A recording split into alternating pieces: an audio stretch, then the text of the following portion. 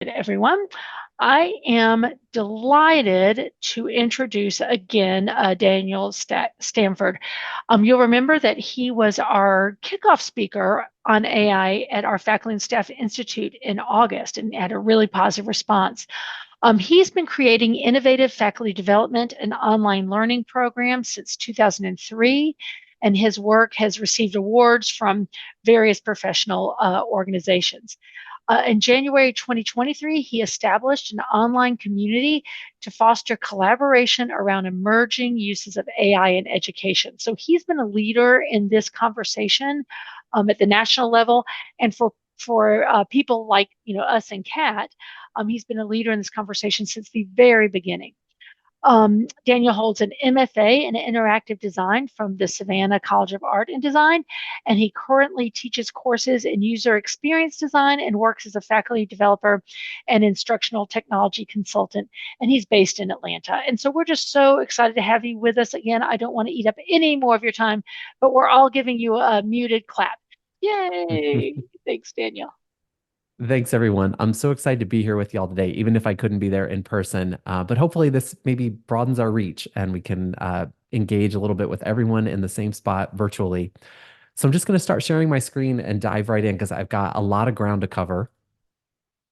So hopefully you can see that starter slide there. That includes a link, a shortcut link, where you'll have access to these slides for as long as you like. So there's lots of resources, lots of little footnotes and things here and there. You'll be able to click through all of those and read up more on all of the things that I'm going to share.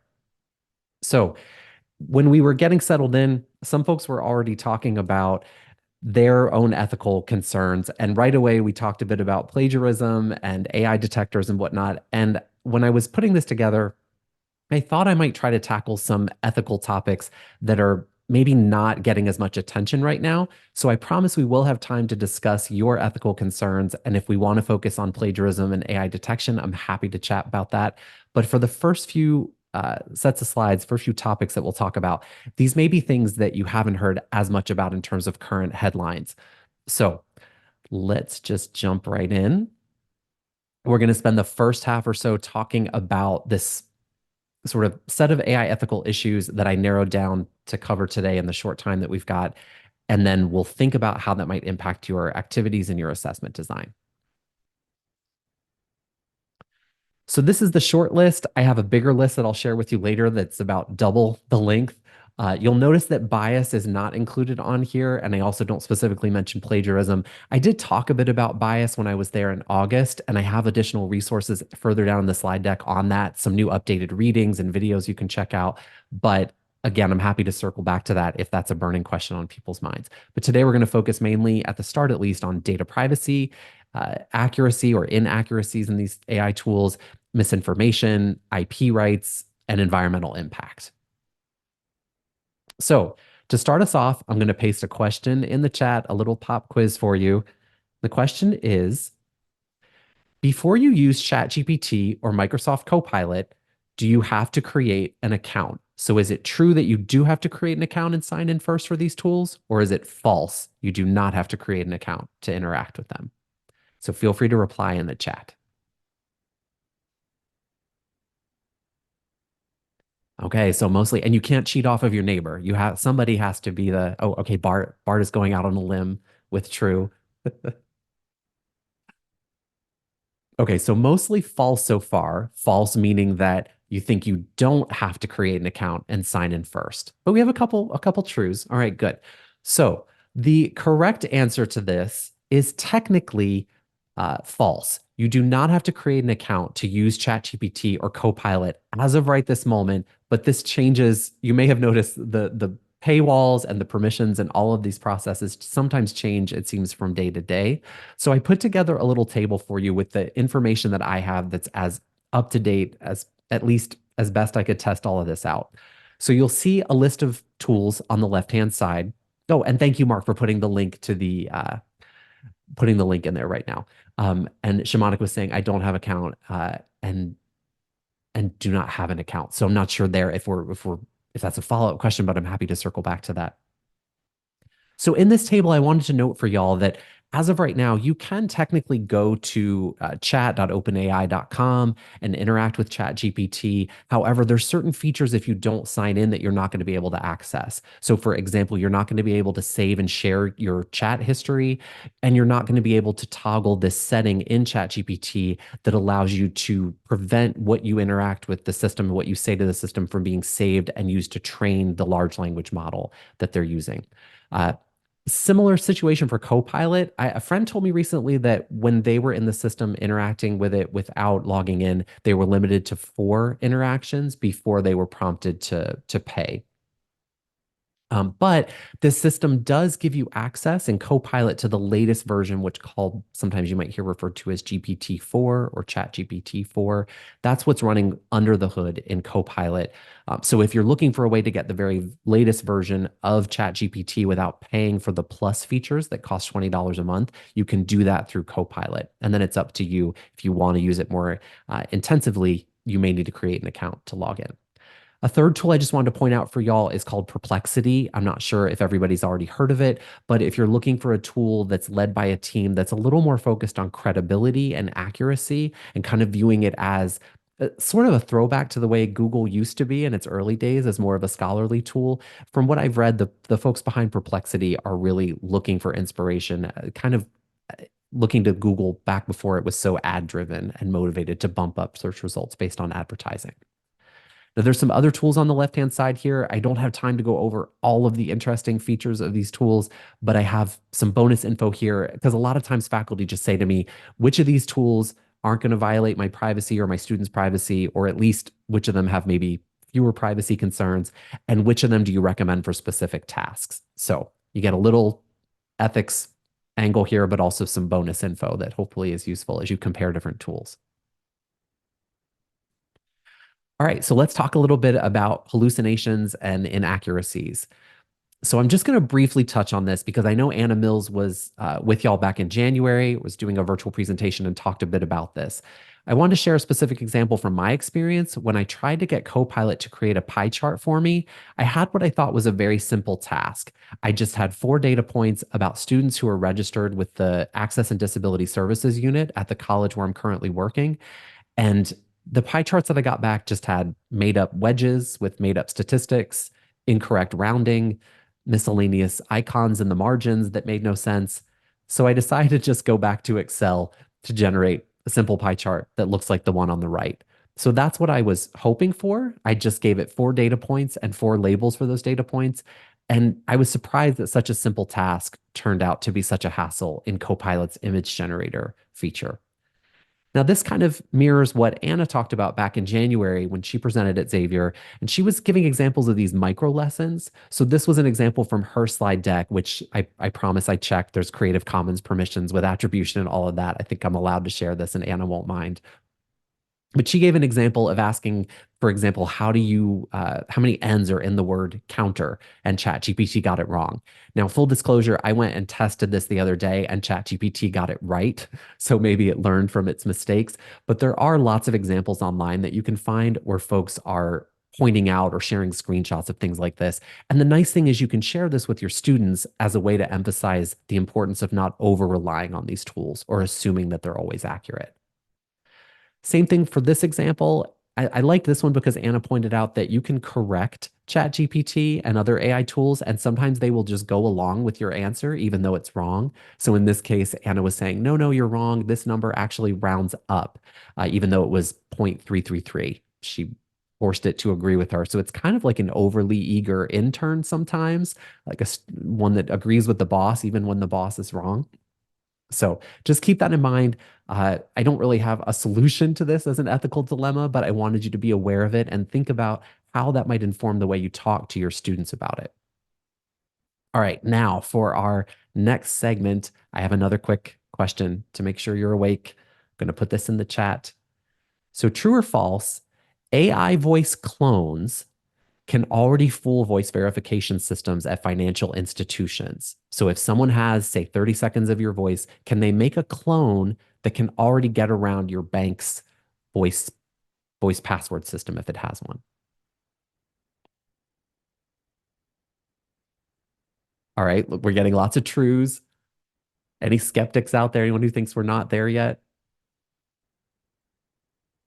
All right. Well, clearly, I must have made this one too easy. Yes, Elizabeth says, I wish falls. So, you may have already heard about this and seen some headlines. I just wanted to mention about a year ago, Joanna Stern got a lot of attention for this Wall Street Journal article on the right, where she made a sort of digital clone of herself to see if she could fool her bank and her friends and family into believing that it was her.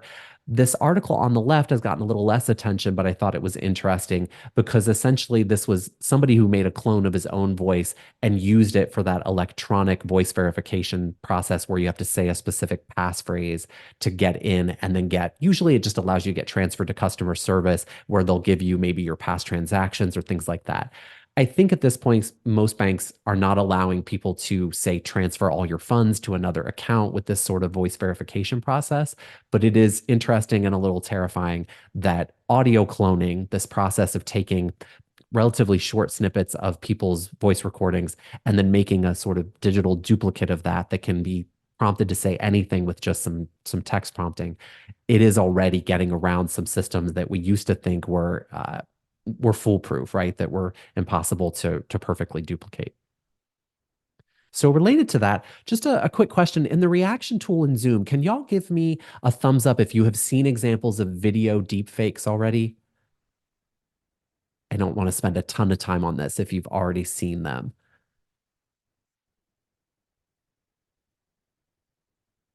Okay. So just in case there's anybody who hasn't already seen this, I'm going to just mute the audio here and let this play in the background.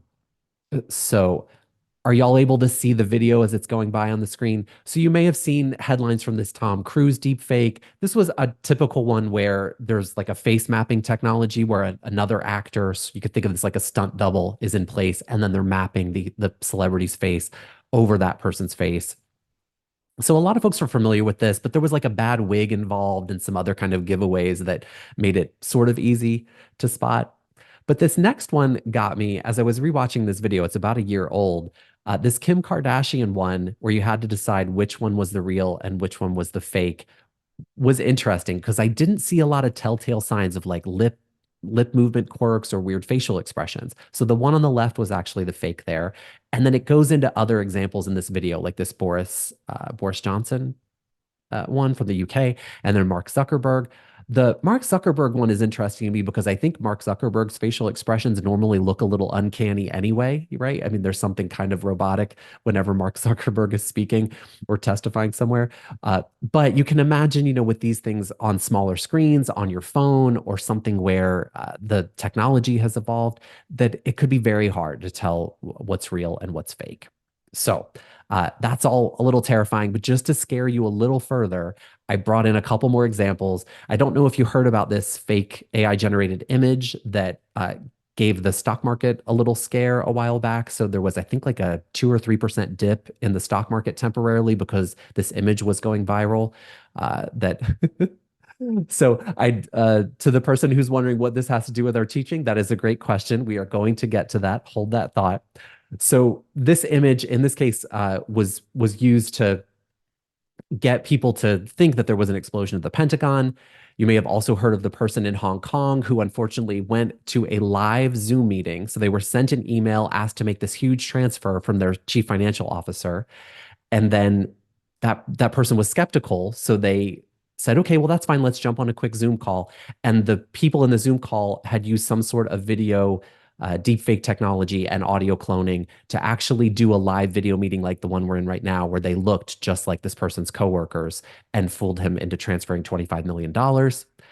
And on a smaller scale, there are things like this one in the lower left, where someone in Ontario was fooled by a deepfake video where Justin Trudeau appeared to be endorsing this cryptocurrency platform that was supported supposedly by the Canadian government as a safe way for Canadians to invest in cryptocurrency.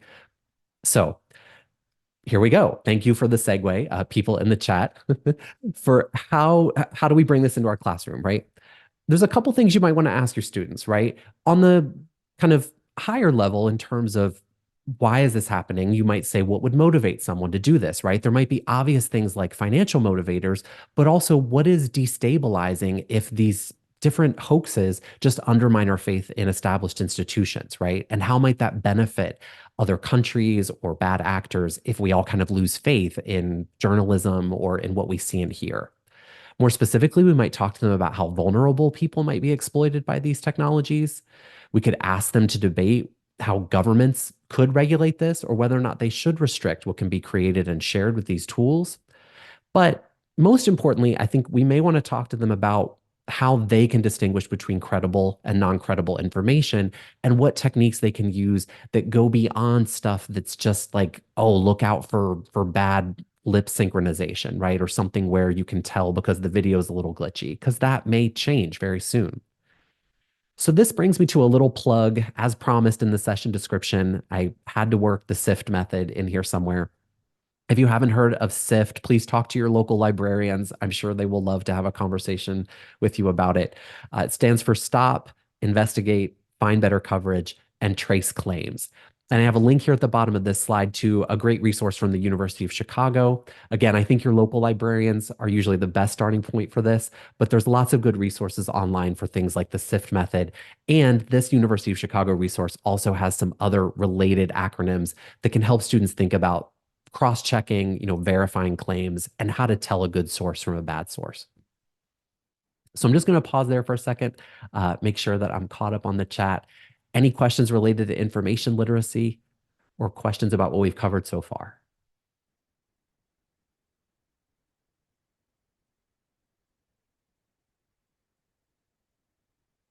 One thing I hear a lot from faculty is, how do I find the time to weave this into my course, right? I have so much subject matter to cover.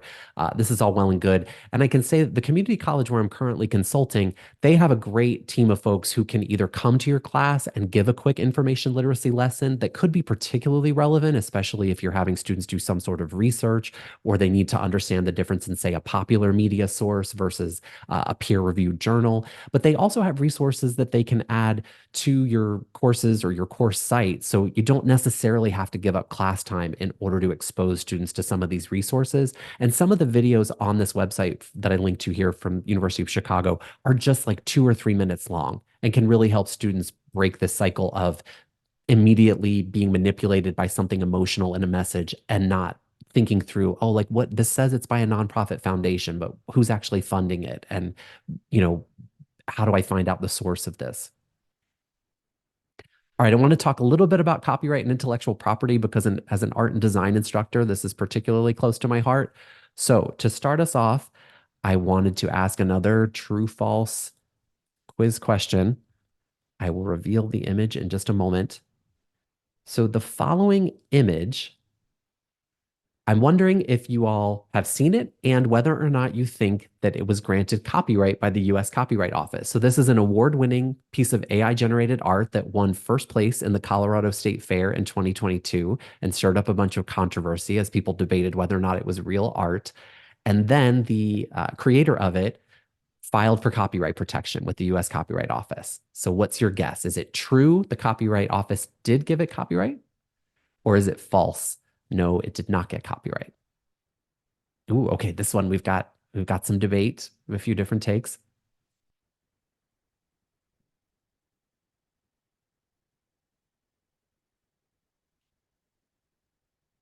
All right. So most folks are saying false. And those of you who said false, it did not get copyright, you are correct. So the Copyright Office denied this claim in September of 2023. And it's interesting because the artist, and I'm going to call this person an artist because they have done other artwork. We could get into the whole debate about whether this particular piece is art, but the person who created it markets or promotes himself as an artist or feels that he is an artist. And in this case, he said, I had to do a lot more than just put in a single sentence prompt to get this image generated, right? There was a lot of customization and revision to get this tool. In this case, Midjourney was the image generator. And then I had to bring that image into Photoshop, fix a bunch of flaws. And there was another tool referenced in articles about this where he had to upscale or increase the resolution of the image. And the Copyright Office basically said, okay, fine, then you can have copyright on the parts that you changed. And if you know anything about how image copyright works, I don't think that's going to make you much money if you only own copyright on the pixels that you fixed in Photoshop and not the other ones. So this is still in a gray area because now the creator of this image has said that he's going to file a federal lawsuit to force the Copyright Office to grant copyright. And there's a heated debate right now about whether or not AI generated work actually has a human creator, or if it's more like the legal precedents that some people are citing, or this case of a macaque monkey that took a selfie with a digital camera, and someone at one point a few years ago tried to get that image copyrighted, the selfies that the monkey took, and the judge said that it cannot be copyrighted because it does not have a human creator. That ultimately, because a monkey pushed the button to create the selfie, it does not have a human author and can't be created. That seems to be holding up so far with AI generated work, but I think it's going to get very messy very soon as the boundary between what the AI did and what the humans did to customize it gets a little blurred. So, next piece. You may have heard of some of these copyright lawsuits. I just wanted to give you a quick update so that you don't have to read all these big, long articles if you're feeling overwhelmed. You may have heard of some artists who are suing AI image generator corporations or the companies with this technology. Most of those claims have been dismissed so far, but some of them are still in the works. But if you've heard of folks who said, hey, when I put into this image generation tool, I put in my name and I say create a work in the style of X, and I get a very similar result. So clearly my artwork was used to train these systems. So far, and I'm not a legal expert on this, but so far it seems like the courts are erring on the side of, well, what the tools actually do is look at these images, look for patterns, and then come up with ways to recreate those patterns pixel by pixel, but they don't actually store the image in the large language model itself or in those files. They're not creating some gigantic compressed repository of all the images that they then redistribute. So that has sort of been the loophole as far as I can tell in the case results that I've read. Now, this is also sort of true for the lawsuits that you might have heard of, the Sarah Silverman lawsuit. Sometimes James Patterson's name comes up too, lumped in with these lawsuits where famous authors are suing companies like OpenAI. And some of those claims have also been thrown out, but there are a few that are still working their way through the courts. Now, why am I bringing this up? What does this have to do with your students? I think the main idea here is that you need to consider how you might address student concerns when they're objecting to using these tools in their assignments, or if you have concerns of your own, right? It's important to be transparent with students if they're not aware of possible labor exploitation or intellectual property issues with using AI. All right, last but not least, I'm going to quickly talk about environmental impact because I think it's one that doesn't get a whole lot of attention, but I think you're going to be hearing more about it. So, quiz question for you. Let's put this in. This is your last one. This is a multiple choice, not just a true false. Generating one image with AI. Whoops. Oh, I got to go back to the previous slide. I might have already revealed the answer if you were looking at the footnotes. Uh, how much power does it take to generate one image with AI? The question was, how much power do you think it takes to create one AI generated image? So the first option A was running an LED flashlight for 3 minutes. B is taking a picture, taking 20 pictures with a mobile phone, and C is fully charging your mobile phone. So the short answer, and I revealed that I gave away a little bit of a clue in the footnotes. If you caught that, I'm going to just assume that everybody was honest and did their best honest guess in the beginning. But a lot of you said C. So you were right. It takes about the amount of energy to charge your mobile phone. That's about how much power is consumed when you generate an image with AI. Now, some of you may also not realize, though, that it takes about half a liter of water, so 500 milliliters of water, to cool the hardware if you interact with ChatGPT. And the estimates there are around 10 to 50 responses from ChatGPT require that amount of water to cool the servers. A colleague of mine was telling me about this recently because he lives in Iowa, and there was a controversy in Des Moines because a lot of the municipal water supply had been diverted to cool this huge server farm outside of Des Moines, Iowa. So the water consumption of these tools is becoming more and more of a controversial issue, right? Not just the power consumption. So a little silver lining here, text generation uses significantly less energy than image generation. And using a multi-purpose AI tool is more energy intensive than using something customized for a very specific task. So if you have an opportunity for students to use AI for something that's more of a focused task, you'll find that that is a little more energy efficient than using like an all-purpose tool like ChatGPT to do something more niche. So just in case you'd like a little data to back this up, this is from a study that you're welcome to explore down at the bottom. The title of this study was Power Hungry Processing: What's Driving the Cost of AI Development. I love a research study with a clever pun in the title. So over on the right here, you can see this gray box. That's image generation. And we can imagine video generation. There's some emerging tools for AI video generation are going to be even more resource intensive. And then over on the left, we have tools that do more of a specific focus task with AI. And then somewhere here in the middle, we get text generation. So this is mainly just something that I wanted to share with y'all because the moral is we can't work around all of these issues, but I think it's important to be aware of them and not blindsided in the event that your students come to you and say, oh, well, I'm interested in this AI activity, but I'm concerned about copyright issues. I'm concerned about bias. I'm concerned about environmental impact. I think the more that we're aware of what's going on, the more we can be prepped with alternative assignments we can provide, or to talk to those students and bring them into the process as we think about how we design them. So as I mentioned earlier, there are lots of other issues we could get into today. We don't have a ton of time together, but if there are some specific things you want to get into more, we can talk about anything on this list. And I also have a whole list of things that are more specific to teaching and assessment, right? Some of the classics, the greatest hits like plagiarism and the integrity of the degrees that we issue. I hear lots of folks concerned about students losing foundational skills. Then there's also folks who are saying, we have to embrace AI because we need to prepare students for the future. All of this, these are all valid concerns. And I was hoping that we could use a little time today to talk about what ethical concerns are top of mind for you all. Feel free to put those in the chat, or if you'd like to come off of mute and share one that you think is going to impact the way that you teach or manage your assessments, I'd be happy to hear about it.